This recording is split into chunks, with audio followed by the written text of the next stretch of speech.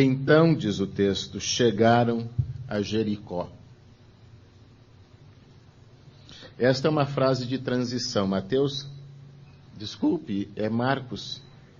Marcos capítulo 10, versículo de número 46. Então chegaram a Jericó. Esta é uma frase de transição que aponta para o fato de que haverá uma outra ambientação e a lição acerca do que Jesus vem tentando ensinar aos discípulos vai ocorrer num lugar completamente diferenciado e historicamente marcado como um espaço de ira de Deus, de juízo de Deus, de justiça e juízo históricos, e algo vai acontecer de novo ali. Então, essa é a transição de Marcos. Então chegaram a Jericó. Quando Jesus e seus discípulos, juntamente com uma grande multidão, estavam saindo da cidade, o filho de Timeu, Bartimeu, que era cego, estava sentado à beira do caminho pedindo esmolas. Quando ouviu que era Jesus de Nazaré, começou a gritar: Jesus, filho de Davi, tem misericórdia de mim. Muitos o repreendiam para que ficasse quieto, mas ele gritava ainda mais alto: Filho de Davi, tem misericórdia de mim. Jesus parou e disse: chamem-no. E chamaram o cego. Ânimo, levante-se. Ele, Jesus, o está chamando. Lançando sua capa para o lado, de um salto pôs-se em pé e dirigiu-se a Jesus. O que você quer que eu lhe faça? Perguntou-lhe Jesus. O cego respondeu: Mestre, eu quero ver. Vá, disse Jesus, a sua fé o curou. Imediatamente ele recuperou a visão e seguiu Jesus pelo caminho. Vamos orar? Nosso Deus e Pai, a nossa percepção da Tua palavra é tão pequena e a realidade que vivemos hoje nos envolve de uma tal maneira que não conseguimos transpor as muitas barreiras entre nós e essa experiência do texto, entre o que vivemos hoje e o que aconteceu ali. Por isso, ó Pai, nós carecemos que na nossa humilhação e na nossa fraqueza o Senhor nos visite e de alguma maneira nos introduza neste ambiente da Tua vontade e aplique para cada um de nós, ó Pai, aquilo que a Tua palavra tem em especial para nós nesta manhã. Guarda-nos de todo o mal. Em nome de Jesus. Amém. Como eu tenho dito, o que Jesus realizava, ele fazia diante dos seus discípulos, procurando construir na mente dos discípulos um modelo do que deveria seguir a sua igreja. Para nós entendermos o que aconteceu com Bartimeu, temos dois caminhos. Um é entender isso como uma alegoria e admitir que simplesmente aquilo foi uma experiência espiritual e que a cura de Bartimeu teria sido uma cura da fé e ele então foi salvo, até por conta de uma análise da expressão curar e salvar. ou nós poderemos andar pelo caminho da historicidade do texto e acompanhar o raciocínio e ver onde os discípulos de Jesus estavam andando e o que Jesus quis focalizar com aquela experiência da cura efetiva de Bartimeu. Eu vou preferir andar pelo segundo caminho. E o segundo caminho diz que para fazer essa construção, essa reconstrução do texto, nós precisamos olhar para o capítulo 10. E peço a você que abra comigo. E existem algumas situações ali que são situações preliminares, introdutórias ao que vai acontecer entre Bartimeu e Jesus. Jesus está preparando a mente dos discípulos para receber e para entender aquilo que vai se passar. Então, no capítulo 10, nós temos uma indagação dos fariseus a Jesus, dizendo: Senhor, é permitido, ou mestre, é permitido ao homem divorciar-se de sua mulher?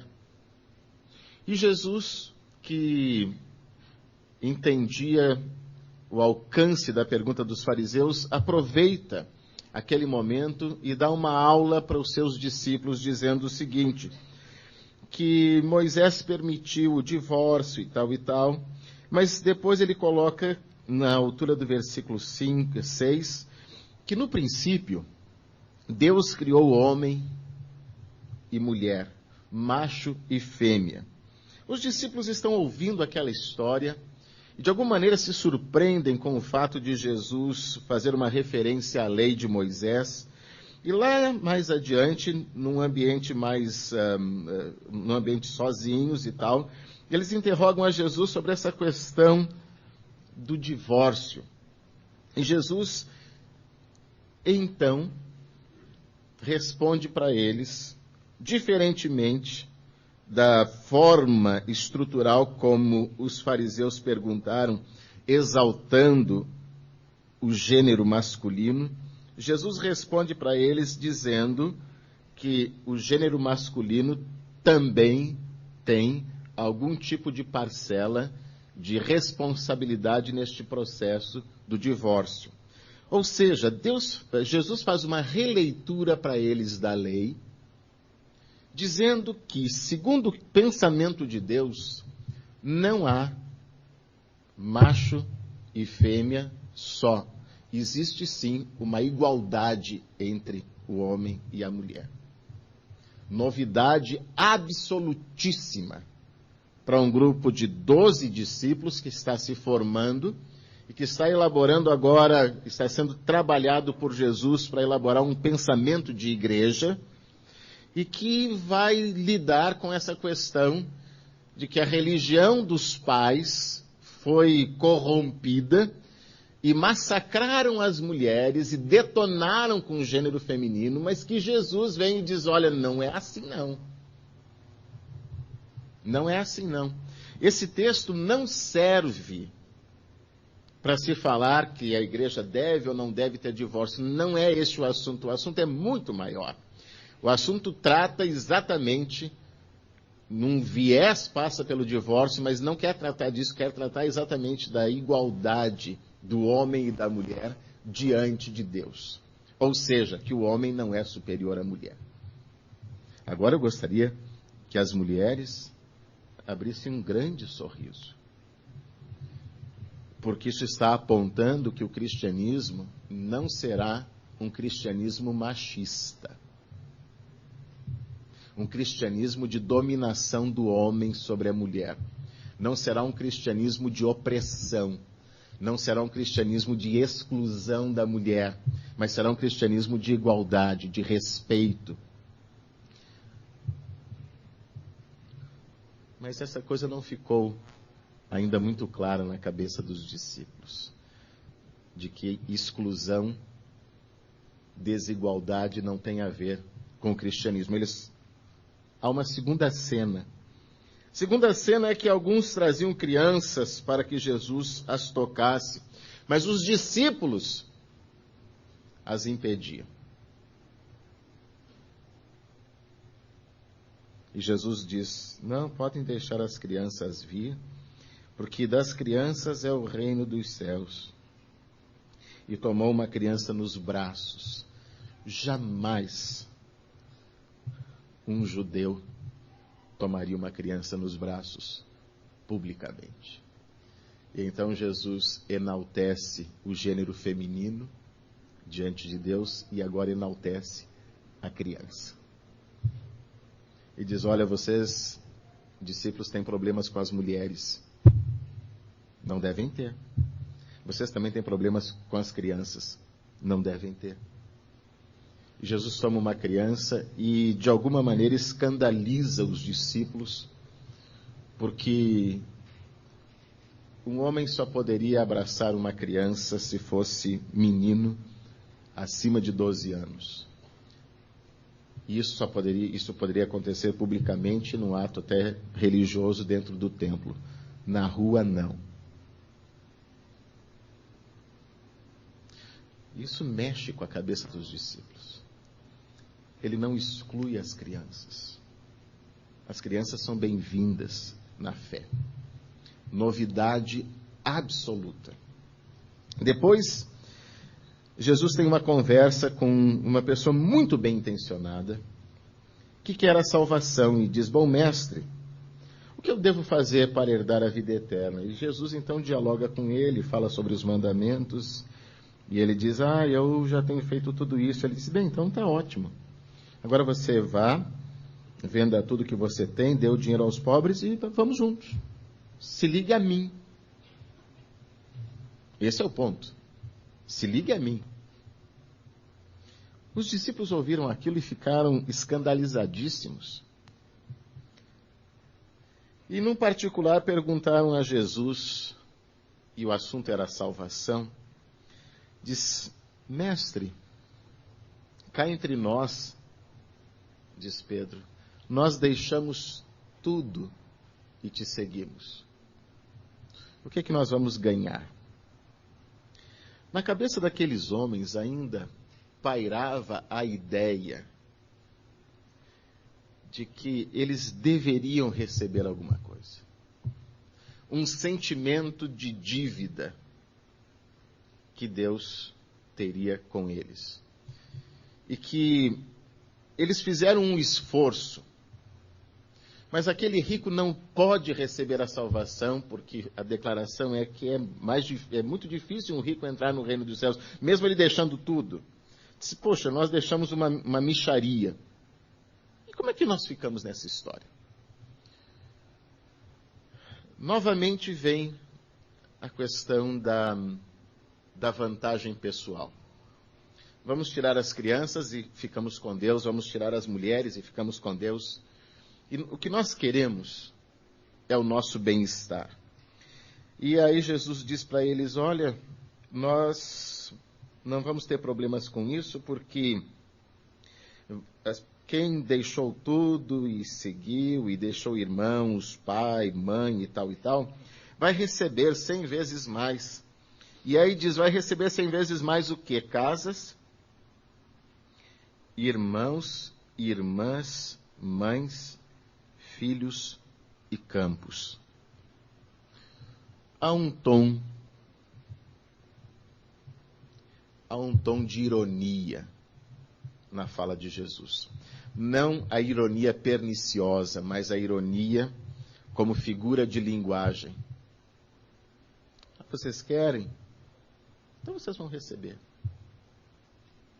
É isso que vocês querem, afinal. Essa é a intenção.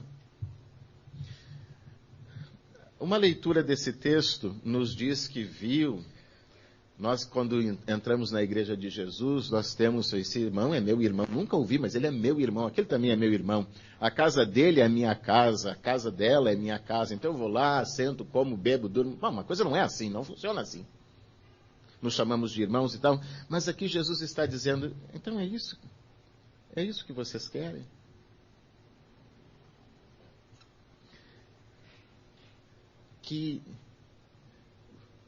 Por que vocês estão aqui, afinal?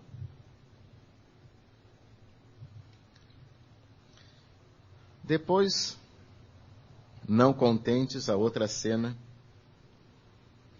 Tiago e João, filhos de Zebedeu, se aproximaram de Jesus e disseram: Mestre, queremos que nos faças o que vamos pedir.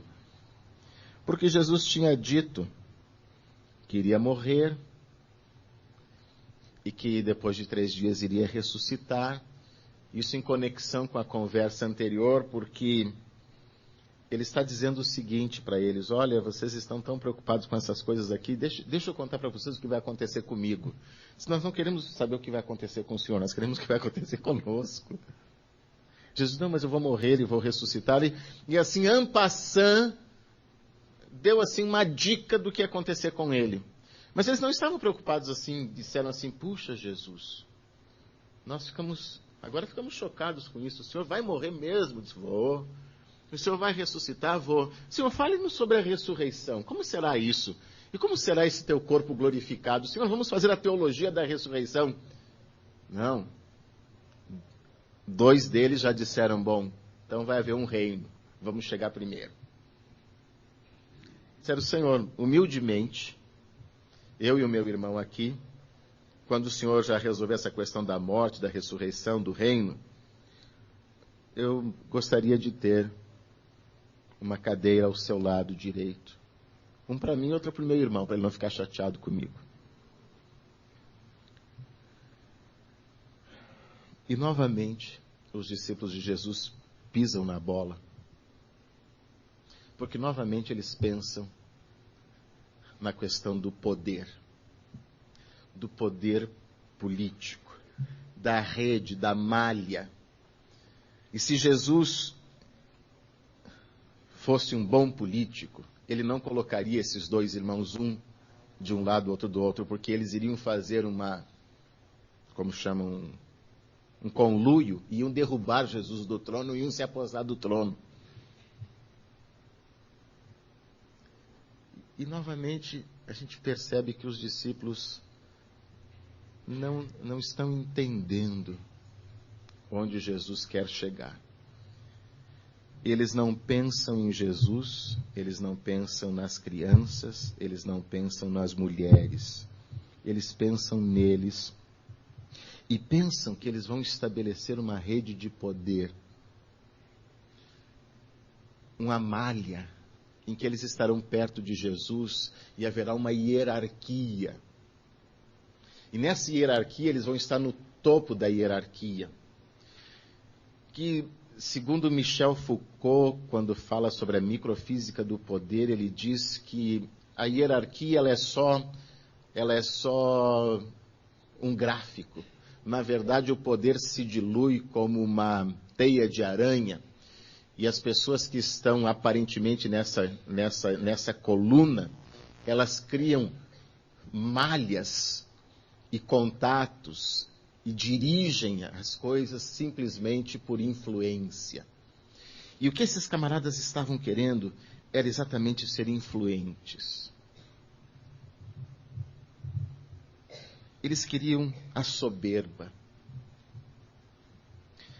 E Jesus faz uma declaração clássica dizendo: é isso que vocês querem?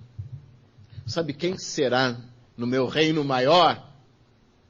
O maior é quem limpa o banheiro.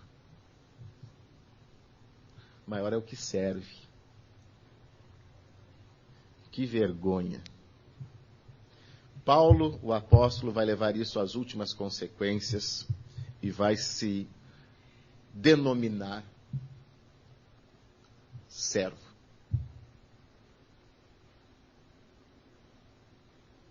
Servo de Cristo, servo dos outros. Ele serve. E quando ele escreve a sua carta cristocêntrica aos Filipenses, ele diz que se ele ainda pode servir, ele não quer morrer. Ele diz: melhor é eu morrer, eu prefiro morrer. Mas se eu posso ajudar e eu posso servir mais aqui, eu prefiro ficar. E ele leva isso a uma loucura, fora dos limites. Isso que Jesus disse para aqueles discípulos que queriam ser servidos. Com essa remexida na cabeça dos discípulos, estamos saindo de Jericó.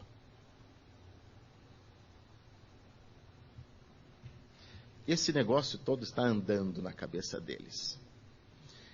Jesus abriu todas as gavetas da cabeça de todos os discípulos, mexeu em tudo, tirou tudo do lugar, exaltou a mulher, exaltou a criança, ironizou a intenção deles de pensarem só em si, demonstrou que o caminho do discipulado e do cristianismo não passaria pela exaltação ao autoritarismo, nem ao opressor, mas passaria por aquele que se coloca como símbolo da servidão.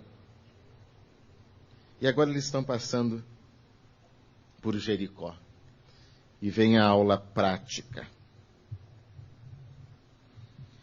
Quando Jesus e seus discípulos, juntamente com a multidão, estavam saindo da cidade,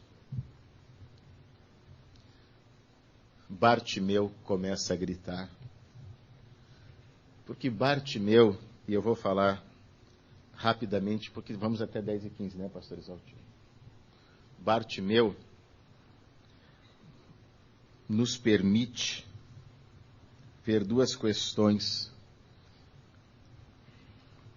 tremendas. A primeira é a questão do grito dele. O grito do oprimido. Bartimeu começa a chamar Jesus pela titulação que corria de que Jesus era o filho de Davi.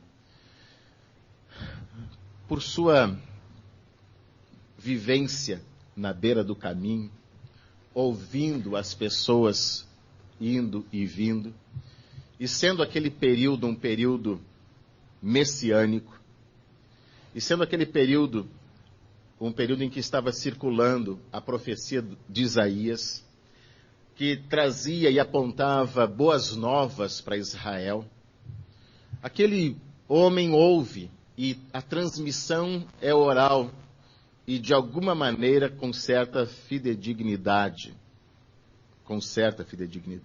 E ele está ali, exatamente onde as coisas estão acontecendo. E alguém fala que vem um séquito aí, vem alguém caminhando. É Jesus de Nazaré. Jesus de Nazaré é a possibilidade de ser o filho de Davi. É a possibilidade de se concretizar diante dele, que não tem contato visual com o mundo, de se concretizar diante dele a possibilidade de passar ali aquilo que o profeta Isaías disse e o que estava acontecendo. Então ele começa a gritar, que é o único recurso que ele tem, gritar, abrir a boca e se colocar no ambiente público não como uma pessoa esquecida, mas se colocar como parte daquele processo todo. Todo mundo queria que ele não fizesse parte do processo, mas ele quer fazer parte do processo. E ele então, com essa frase, Jesus, filho de Davi, ele se conecta com o que está acontecendo. Ele entra em curso. E ele quer abrir um espaço por essa fala. E ele não chama atenção para si, eu sou Bartimeu. Não, ele simplesmente ele entra no discurso. E com o discurso, as pessoas dizem, essa é a fala. Mas quem está dizendo isso? É esse homem, que não tem nome, a não ser que ele é o filho de Timeu. E querem silenciar o homem, mas ele grita mais. E aí, Jesus aponta para os discípulos que eles já estavam construindo várias formas de exclusão, mas que agora temos um caso novo aqui, o caso do oprimido. Aquele indivíduo que fala e ninguém escuta. Aquele indivíduo que não tem certidão de nascimento, que vive, mas não está nas estatísticas. Ele não é contado. A necessidade dele não é necessidade nossa. O que acontece com ele não constrange a ninguém. Ele não faz parte desse mundo. Ele não é daqui. Nós não o queremos. Esse indivíduo não tem voz. ele não escreve, ele não entra na internet, ele não aparece, não tem ninguém pela causa dele, o grito dele não chega a lugar nenhum. Mas Jesus diz, a mim chega. E essa é uma questão muito interessante. A pior das exclusões e o imperialismo mais destruidor é o imperialismo da igreja e é a exclusão e a opressão gerados a partir de um certo conhecimento religioso ou de Deus.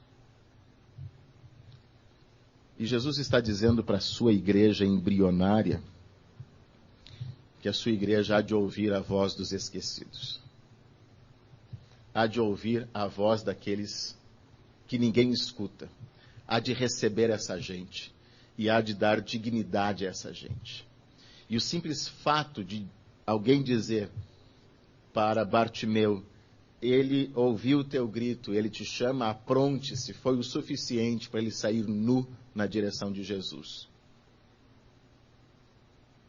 E Jesus então desenha que essa é a preocupação da igreja. É receber as pessoas, e os discípulos de Jesus vão de receber as pessoas, aquelas pessoas a quem ninguém dá ouvidos. Aquelas pessoas, com o que se passa com elas, ninguém dá atenção, nem o Estado dá atenção, nem as leis brindam qualquer aspecto que a vida da pessoa esteja incorrendo naquele momento. Mas os discípulos de Jesus vão acolher. Vão acolher, vão dar ouvidos, vão receber. E a descrição, o texto bíblico não tem cheiro, mas a descrição que se tem da vivência daquele homem era de que a sua capa era o seu bem maior. E a sua capa era a sua casa. Debaixo daquela capa ele dormia, debaixo daquela capa ele esmolava. Ali ele fazia suas necessidades fisiológicas e se escondia. E esse era o perfil daquele homem. Nunca ninguém ouviu a voz dele.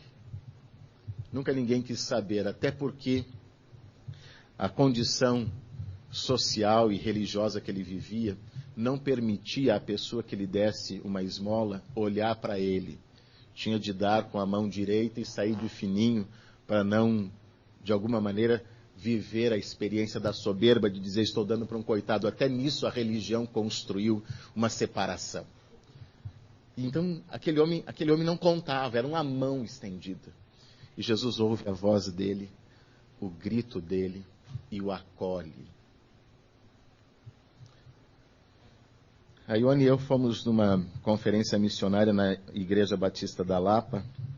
Depois do culto, uma irmã nos procurou e começou a contar, estávamos lanchando e ela começou a contar experiências que ela vivencia pregando o evangelho a mulheres encarceradas. Aí chegou outro, nós ficamos, a conversa tornou-se pública e ela disse o seguinte, que encontra todo tipo de mulher, rica, pobre, branca, preta, amarela e tal, e contou um monte de histórias. E lá no meio, ela disse, encontrei até uma crente lá. Eu disse, é mesmo? Ela disse, é uma crente da Assembleia. Nenhuma alusão à questão da Assembleia. Mas a questão de que ela logo notou que a senhora era crente pelo perfil, pela roupa que usava, pela forma como construía o seu cabelo, pela forma como ela se conduzia, por andar sempre com uma Bíblia. E ela se aproximou da mulher e disse, uma senhora de meia idade, disse, mas a senhora da Assembleia de Deus está aqui presa. Tipo assim, que mau testemunho, né? E a senhora então compartilhou a história dela, dizendo que um neto vendia drogas e morava com ela. E a polícia então, perseguindo o neto, tentou algumas vezes prendê-lo, não conseguiu. Um dia o neto escondeu drogas na residência dela. A polícia bateu, levou a senhora e denunciou-a como traficante. Eu disse, é verdade. E a irmã acreditou que ela traficava mesmo. Ela disse, não. O testemunho dela, o que se dizia dela, era de que ela era uma mulher santa. Aquilo foi um erro da justiça. Se a irmã foi lá outras vezes, fui, oro com ela. Eu disse, a irmã nunca foi no rádio, na televisão, dizer que aquela mulher não devia estar presa. Eu disse, não, eu só vou lá e oro. A irmã nunca foi ao fórum dizer que aquilo era uma injustiça, que aquela mulher sem rosto, sem nome, estava padecendo por 4 anos por um crime que ela não cometeu, que a vida daquela mulher testemunhava da sua santidade, da sua conversão e da sua nova vida. Você nunca falou para todo mundo, você nunca escreveu uma carta ao presidente dizendo que isso era um erro. Não, eu só vou lá e oro. Meus irmãos, o discipulado inclui ouvir essa voz e receber,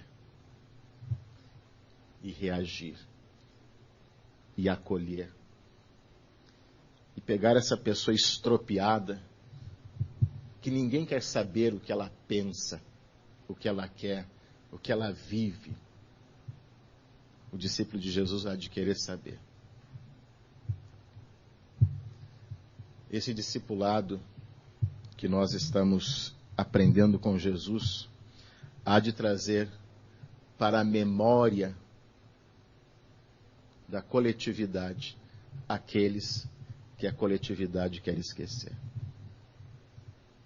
Há de trazer para o lugar público e para a dignidade, para o respeito, para a convivência, para o amor, para a graça, para o contato com o sagrado, aqueles que a religião perniciosa diz que são contaminados e devem ser esquecidos. Eu vou parar por aqui porque já passei 5 minutos, fico lhes devendo a pergunta de Jesus. Que Deus nos abençoe e nos ajude a fazermos um discipulado, onde mulheres, crianças sejam recebidos, onde o poder não seja o nosso foco de atenção, onde o desejo de bens materiais venham ser o viés da nossa comunhão com Deus, mas que o nosso discipulado seja um discipulado acolhedor e que nós possamos ser aios para receber essas pessoas sem voz, que ninguém escuta, para que a voz delas seja um cântico entre nós. Que Deus abençoe a todos vocês. Muito obrigado.